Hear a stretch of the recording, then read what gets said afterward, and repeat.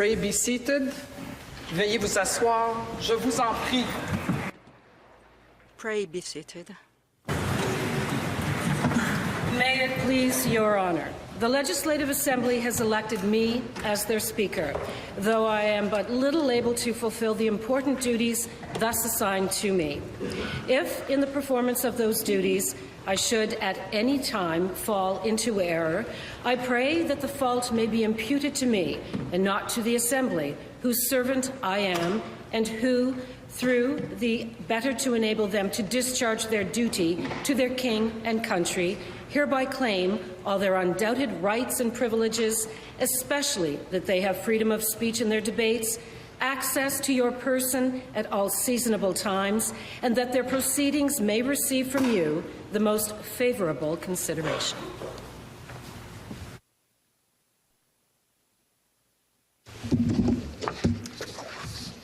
Speaker, I am commanded by Her Honour, the Lieutenant-Governor, to declare to you that she freely confides the duty and attachment of the Assembly to His Majesty's person and government, and not doubting that the proceedings will be conducted with wisdom, temperance, and prudence.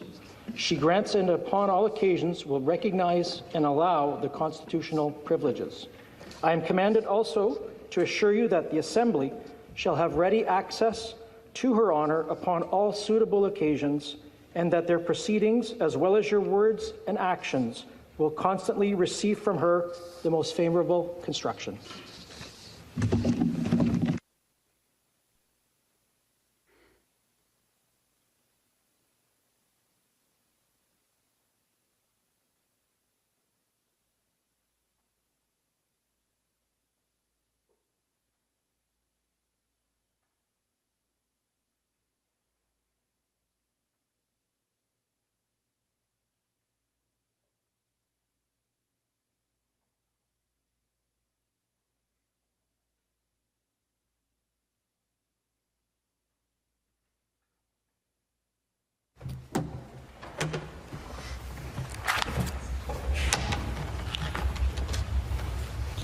Speaker of the House, honourable members, ladies and gentlemen, people of Ontario, mes hommages à la présidente. Speaker of the House, honourable members, ladies and gentlemen, people of Ontario. Today, it is important to recognize that we are on the traditional territories of Indigenous peoples, whose enduring stewardship continues to shape Ontario. Toronto has historically been a significant gathering place for various Indigenous nations, including the Anishinaabe, the Haudenosaunee, the Wendat, and the Métis peoples. This area is covered by Treaty 13, also known as the Toronto Purchase, and I pay my respects to the Mississaugas of the Credit. We deeply respect Indigenous knowledge and stewardship.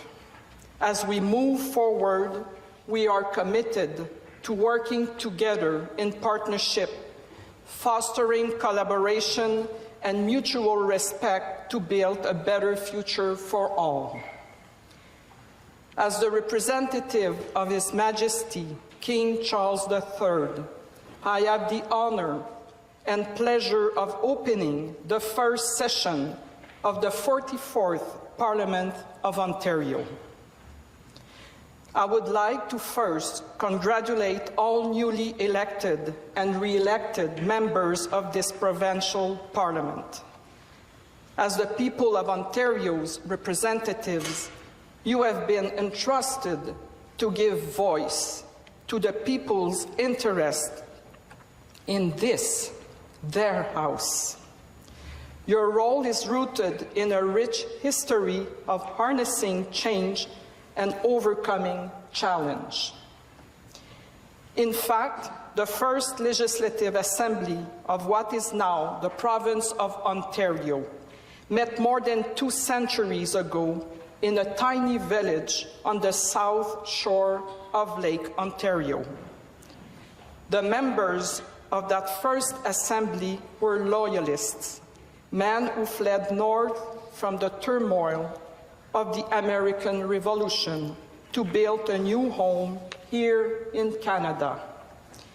These new Canadians confronted the questions of how to protect their new homeland.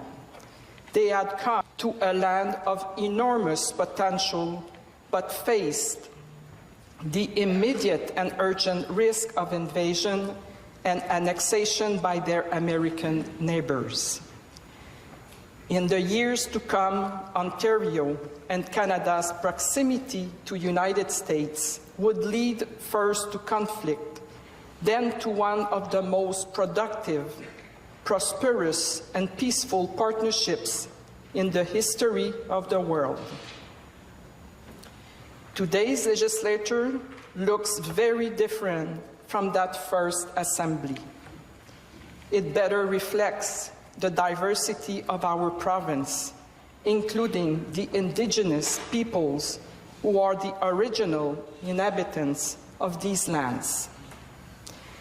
It reflects our linguistic diversity, including our province's rich Francophone heritage, a community that has for centuries helped and defined and strengthened Ontario's social, cultural, and political institutions. Elle illustre aussi notre diversité. It reflects our linguistic diversity, including our province's rich Francophone heritage, a community that has for centuries helped define and strengthen Ontario's social, cultural, and political institutions. Cela témoigne de la formidable croissance. And 33 years ago. Yet the challenges you face today as members of the Legislative Assembly of Ontario are once again shaped by Ontario and Canada's partnership and proximity to the United States. South of the border, President Donald Trump is openly taking aim at Ontario's economy and our national sovereignty. He has even threatened to use economic force to break our country. This, of course, will never happen.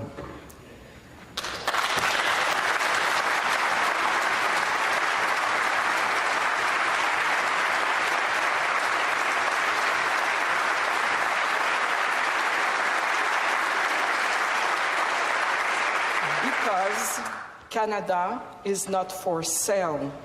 Canada will never be the 51st state.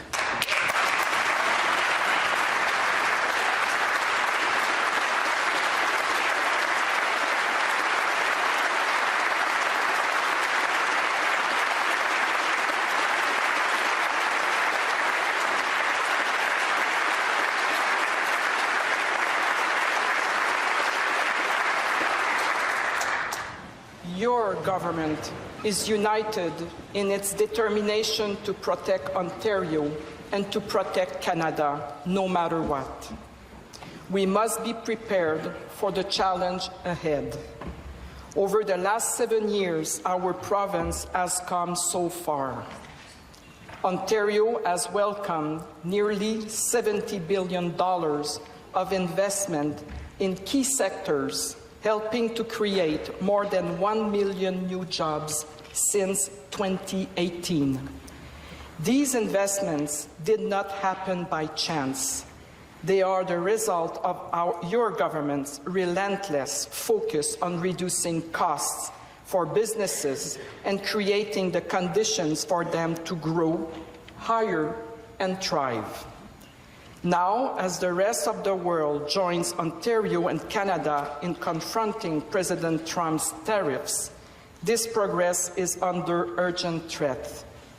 As President Trump's tariffs reach maximum impact, goods and services that once flowed freely across our border are grinding to a halt.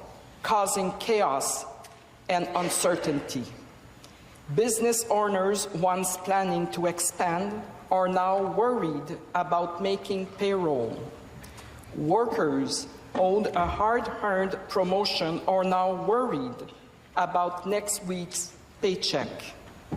Parents dreaming of the limitless potential of their children's future are now worried about what the future holds. These are the concerns that are driving your government to act. These are the concerns that are driving your government to deliver on its promise to protect Ontario for today and for generations to come. President Trump's approach to tariffs has been, in a word, chaotic. He has at times pursued them with unrelenting determination, only to pull back, narrow the scope, or offer full-scale exemptions. The President is taking uneven aim at specific sectors of our economy over others, often offering opposing or contradictory targets and timelines. The consequence, widespread economic uncertainty. Your government is taking action to help workers, businesses, and communities weather the storm. As a first step in helping Ontario's workers and businesses, the province is providing $11 billion in urgent relief, helping to provide the fiscal flexibility necessary to adapt and confront the growing challenge of economic uncertainty. With President Trump's tariffs taking aim at Ontario's auto sector, it has never been more important to provide the tens of thousands of auto workers across the province an unyielding commitment.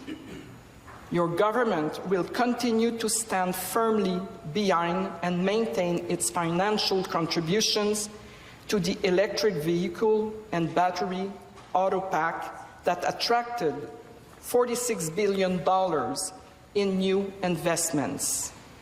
Your government's expectation and the expectation of every auto worker in Ontario is that whichever party forms the next federal government will do the same.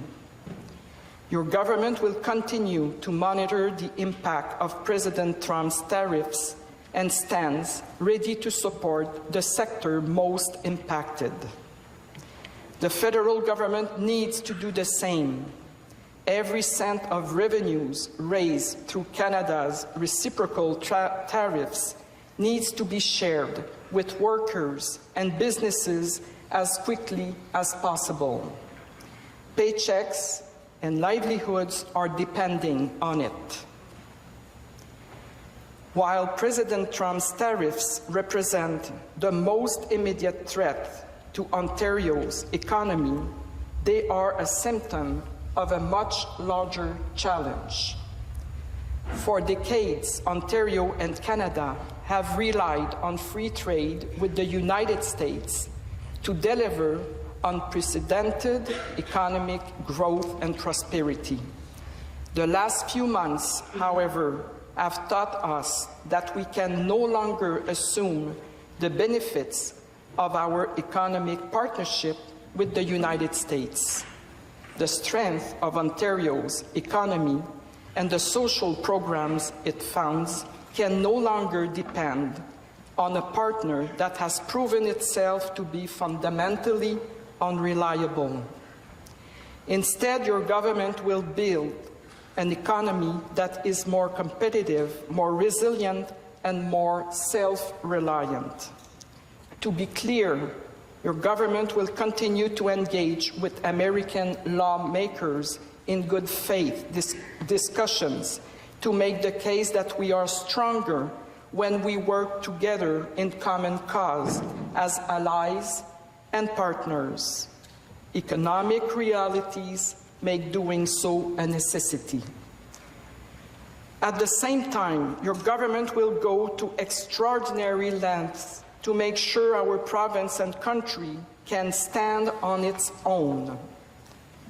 Doing so will require making tough decisions. We can no longer accept a status quo that stifles growth and slows down progress. Instead, your government will take a radically different approach to the way things have been done as it moves forward with its ambitious plan to protect Ontario. As it does, the people of this province can be proud that they are served by the most effective and efficient public service in Canada. Your government has driven excellence through the introduction of lean methodologies, as it has worked with Ontario Public Service leadership to streamline and eliminate unnecessary bureaucracy and red tape. Delivering on your government's plan will require further innovation. A relentless pursuit of excellence is and will remain at the heart of the work of Ontario's public service. Your government's plan to protect Ontario starts with unleashing the province's enormous economic potential. It starts with transforming Ontario economy into the most competitive place in the G7 to invest, create jobs, and do business. First, we need to tear down internal trade barriers within Canada.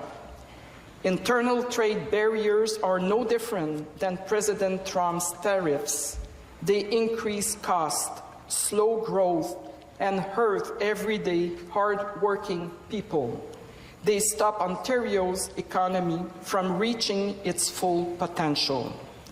In fact, internal trade barriers cost Canada's economy $200 billion every year and increase what families and businesses pay for goods and services by nearly 15%. They make life more expensive and restrict Canadians' ability to buy and sell from each other. They divide our country and hold us back. That is why, as its first order of business, your government will introduce legislation to protect Ontario through free trade within Canada. Goods produced and services provided in other provinces and territories will be treated the same in Ontario, provided other provinces and territories do the same. Hard-earned credentials from other provinces and territories will be recognized automatically, ensuring highly skilled workers from elsewhere in Canada can get on job faster, fill key gaps in Ontario's labour force, and help grow our economy. No restrictions, no red tape, just free trade within Canada.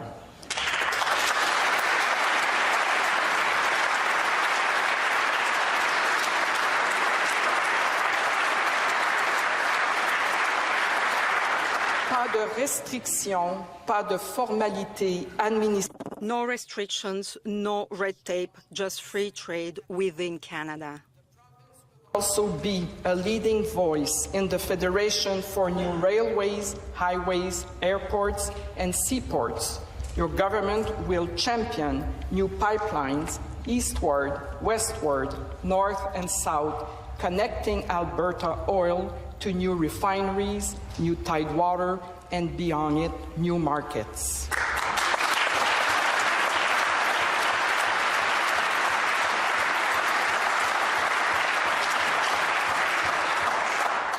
Much like the Canadian Pacific Railway tied our young country together 150 years ago, new nation-building infrastructure will reduce our reliance on the United States and help open up new markets for Canadian products overseas.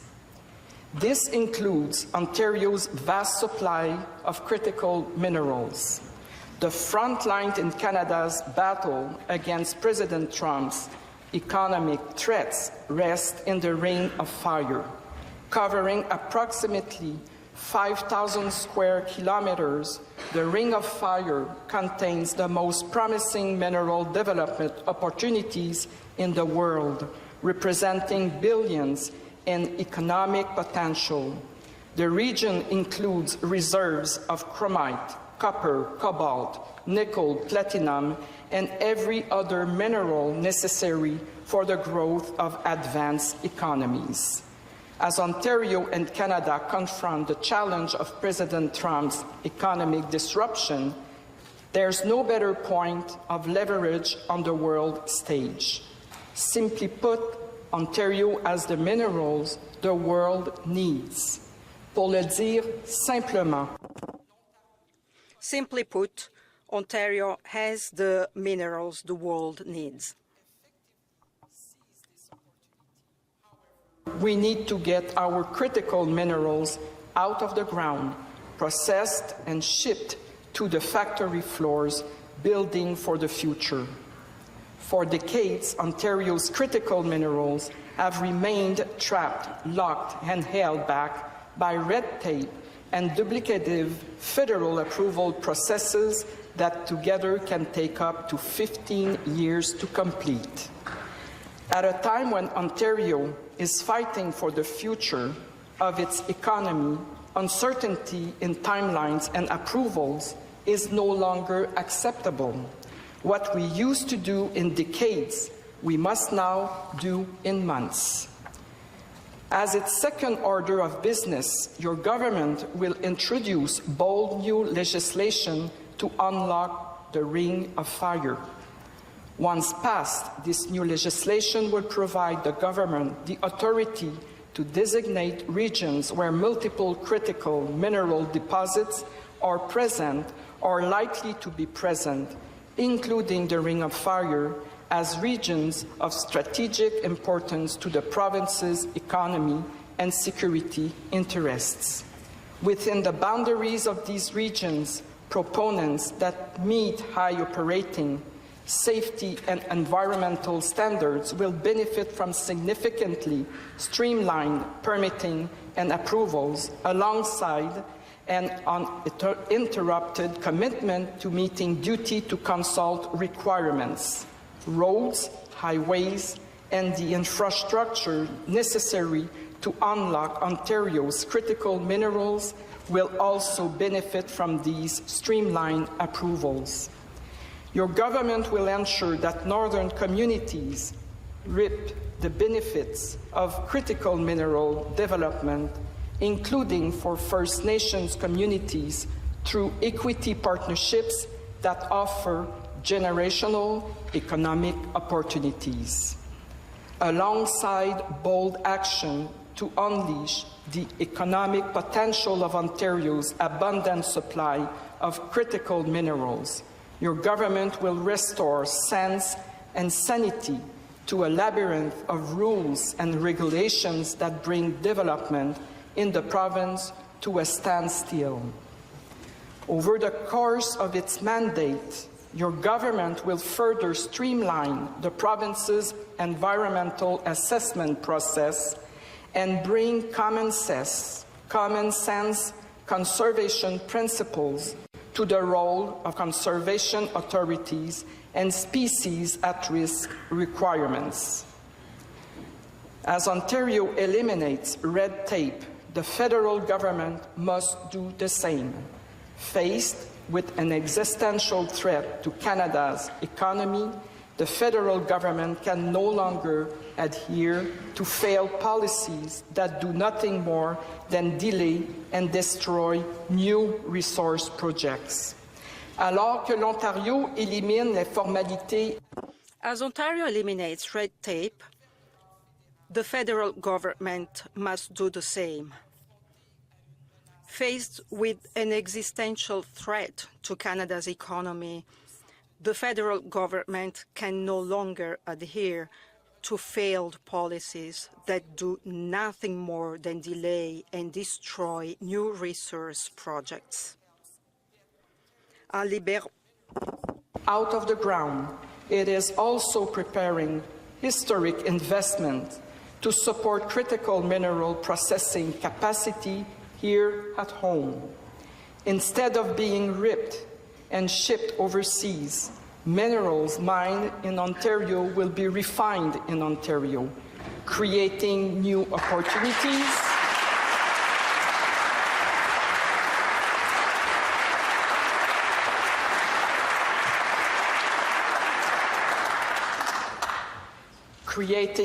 opportunities for workers in northern hubs like Thunder Bay, Sault Ste. Marie, Sudbury, and Timmins. This is an ambitious plan. It will require an extraordinary amount of energy to succeed. Over the next 25 years, demand for electricity in Ontario is projected to grow by at least 75%, the equivalent of adding 4.5 cities the size of Toronto.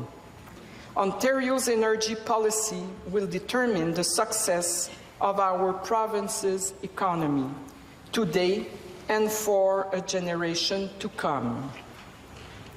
It's why, for the last 7 years, your government has been hard at work restoring the promise of Ontario's energy advantage. Now, today, the province boasts one of the cleanest grids in North America, with a steady and reliable supply of affordable electricity powering Ontario's growing economy. Next, your government will invest unprecedented amounts in new energy production, transmission, and storage to transform our province into a global clean energy superpower, able to export clean energy and technology across the continent and beyond. This includes the first small modular nuclear reactors in the G7 at Darlington nuclear site, alongside upgrades to existing nuclear facilities at the Darlington, Pickering, and Bruce nuclear generating stations to extend their lifespans and expand their generating capacity. Your government is also working with interested municipalities and First Nations to dramatically expand Ontario's energy generating capacity, including exploring building the first new large-scale nuclear power plants in the province in more than 30 years in Bruce County and Port Hope. Ontario's energy policy proves it's possible to grow the economy, create jobs, lower costs, and provide a continental solution to reduce emissions without ever punishing families and businesses with a costly carbon tax.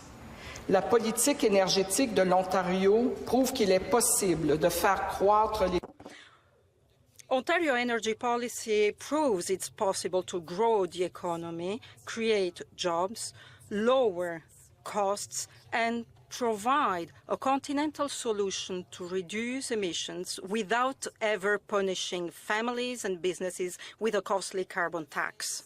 Of economic uncertainty, your government will double down on its plan to build.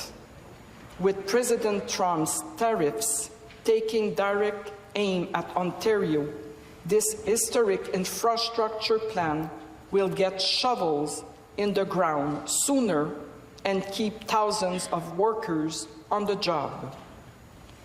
The growing cost of gridlock in Ontario's economy makes doing so an economic imperative as well. Each year, gridlock costs the province more than $56 billion. If we do not act, the cost is projected to grow to $108 billion annually in less than 20 years. Your government is acting. Votre gouvernement agit. Ontario will invest over $200 billion in its plan to build the largest investment of its kind in Canadian history, including new and upgraded roads and highways in every part of the province. This includes building a new tunnel, expressway, and transitway under Highway 401 to get people, products, and services moving along the busiest highway in all of North America. At the same time, your government will bring common sense to bike lanes, moving them off of our busiest streets and onto secondary roads. Your government will also continue to invest in and build out the largest expansion of public transit in North America, including expanding subway service by more than 50%. This mandates service will once again resume for the Northlander passenger train, connecting northern communities like Cochrane, Timmins, North Bay, and the Muskoka region directly to Union Station in Toronto. Your government will also continue to improve GO Train passenger service across the Greater Golden Horseshoe, bringing more frequent GO Train service to Kitchener and Niagara, while expanding GO Train service to Bowmanville. Your government will begin working with rail, municipal, and federal partners to build GO 2.0, a transformational expansion of GO Train service that will make Ontario the most connected and convenient place to travel by transit on the continent. Your government will also continue to make historic investments to build the local infrastructure needed to unlock new homes. Following the example of leaders like Mayor Stephen Del Duca of Vaughan and Mayor Carolyn Parrish of Mississauga, the province will leverage these growing investments to work with municipalities to lower their costly local development fees that add hundreds of thousands of dollars to the cost of a new home for Ontario families. At the same time, your government will standardize and bring more transparency to the costs and timelines of building homes, including for local development charges, study requirements, and building code permit approvals. As your government delivers on its ambitious $200 billion plan to build, it will promote and prioritize Made in Ontario and Made in Canada products, including making Ontario and Canadian steel, cement, forestry, and other construction materials mandatory for government-funded infrastructure projects. Since 2018, your government has partnered with unions to train workers for rewarding and in-demand careers in the skilled trades. The result? $1.5 billion invested in skills development and 1 million more people working today at a better job, taking home a bigger paycheck. With economic uncertainty all around, Ontario will do whatever it takes to protect our province's greatest competitive advantage, our highly skilled, world-class workforce. Your government will expand its investments in training and skills development so more people can benefit from the dignity of a hard-earned paycheck. Your government will also continue to ensure students today are prepared for the jobs of tomorrow. It begins in the classroom with a back-to-basics approach that's helping students gain the foundational skills they need in reading, writing, and math. Your government is also providing new opportunities for students to learn critical life skills like personal finance. It is increasing access to career coaching to connect the next generation with the jobs of the future. As Ontario continues its record investments in public education, your government will ensure that these and all investments are directed to students in the classroom instead of increasing the size of school board administration. Your government will also continue to support Ontario's colleges and universities, including with increased funding for training capacity and programs designed to fill critical gaps in the province's workforce.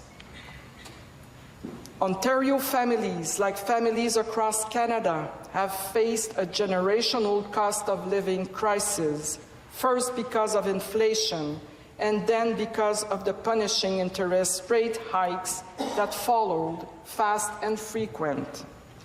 Now, families across Ontario face the threat of higher costs because of tariffs, raising the price of the everyday essentials that people rely on. People need relief. It's why Ontario led the fight against the federal carbon tax. It's why your government has put thousands of dollars back into people's pockets. And it's why this mandate, your government will do more to lower costs for hard-working families. Taxpayers' dollars belong to taxpayers, not government.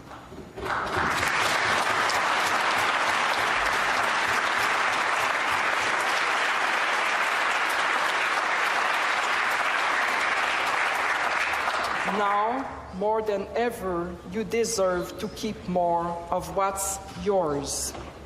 Your government will deliver on its duty to protect Ontario communities from growing economic threats and the dangerous criminals and illegal drugs menacing our streets and crossing our borders. Starting at our borders, Operation Deterrence is already producing results. Launched in January this year, Operation Deterrence is enhancing security at Ontario's borders to crack down on the flow of illegal guns, drugs, and border crossings. Your government is determined to crack down on crime in our communities too.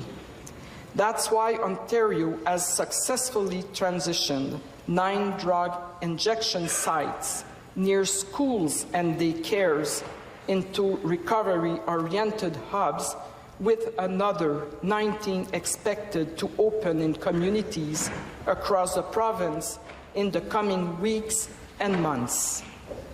And it's why Ontario will reintroduce legislation to provide municipalities the enhanced tools they need to end encampments and clean up our parks and public spaces. Your government stands firm in its commitment to do whatever is necessary and to use whatever legal tools might be required to help municipalities get the job done. As Ontario steps up, the federal government needs to do its part. Your government will continue to press Ottawa to finally fix its broken bail system, ending the catch-and-release policies that let violent, repeat offenders loose and make our communities less safe. At the provincial level, your government will appoint tough-on-crime judges and justices of peace that put the interest of victims ahead of criminals. Your government will also continue to invest in and build new and expanded jails to make sure that these criminals stay behind bars. The foundation of every single social program this and any government funds is a strong economy. Our economy provides the necessary revenues to invest in education, supportive housing, and health care. In turn, President Trump's threats against our economy are also a threat against the world-class health care system Ontario families depend on. Your government's plan to protect Ontario's economy is a plan to protect health care. Your government has never hesitated to reach across the political aisle for good ideas. Thanks to the leadership of Dr. Jane Philpott's Primary Care Action Team and supported by a transformational investment of more than $1.8 billion, your government is delivering on its promise to connect every person in the province to a family doctor and primary care within the next 4 years. Ontario's plan to provide more connected and convenient care includes the largest expansion of medical education in more than a decade, new programs to pay for school and supplies for family doctors, and new community and diagnostic surgical centers. Ontario's plan is leveraging the skills and expertise of pharmacists and other highly trained healthcare professionals and is making a historic 10-year, $50 billion investment to build and upgrade more than 50 hospitals across the province. For the first time in generations, communities in every corner of Ontario are seeing shovels in the ground on new and expanded hospitals. Your government is also investing $6.4 billion to build and upgrade 58,000 long-term care beds, with tremendous progress being made. As your government continues to make unprecedented investment into the healthcare system, it will continue to prioritize patients and their health above dogmatic ideology that seeks to protect and preserve an outdated status quo. It will bring the principles of lean methodologies to deliver care in emergency departments and surgical centers more efficiently, saving your precious time and further shortening wait lists. As it does, your government will ensure people in Ontario are always able to access healthcare services with their OHIP card, never their credit card. This is your government's vision. This is your government's mission and the mandate the people of this great province have endorsed. The challenges Ontario faces today are profound. At their most extreme, these challenges pose existential risks to our province economy and to Canada's national sovereignty. Our province and country have faced down serious challenges before. Each time, we've emerged stronger and more united. Notre province et notre pays. Our province and country have faced down serious challenges before. Each time we've emerged stronger and more united. Years after our first Legislative Assembly met more than 230 years ago, Ontario faced invasion and annexation by the United States during the War of 1812. As the war began, the former American President Thomas Jefferson predicted, "The acquisition of Canada will be a mere matter of marching." Much like the current occupant of the White House, President Jefferson greatly underestimated the strength and resilience of the Canadian people.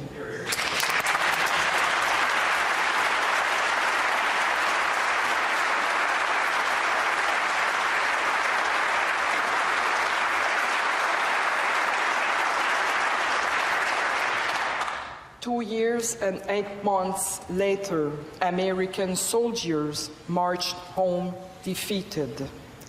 In the centuries since, the strength and the resilience of the Ontario and Canadian people has shown itself time and time again. During world wars and on the battlefields of Korea and Afghanistan, where our soldiers fought and died in defense of democracy and freedom. More recently, during a global pandemic, when the people of this province came together and sacrificed so much to support those who were most vulnerable. As we face this latest challenge, that same strength and resilience, that same sense of unity and purpose will guide us forward.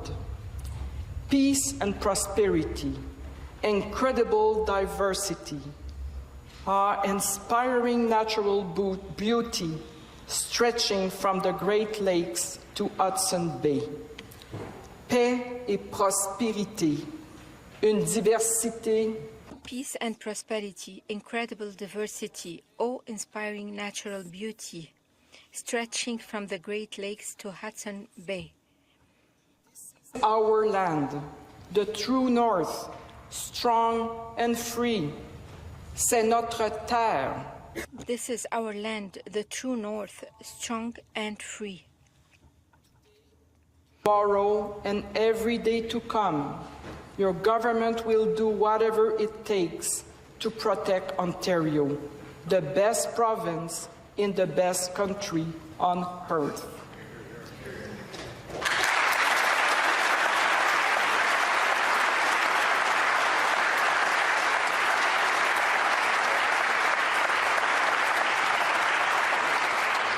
It cannot do so alone.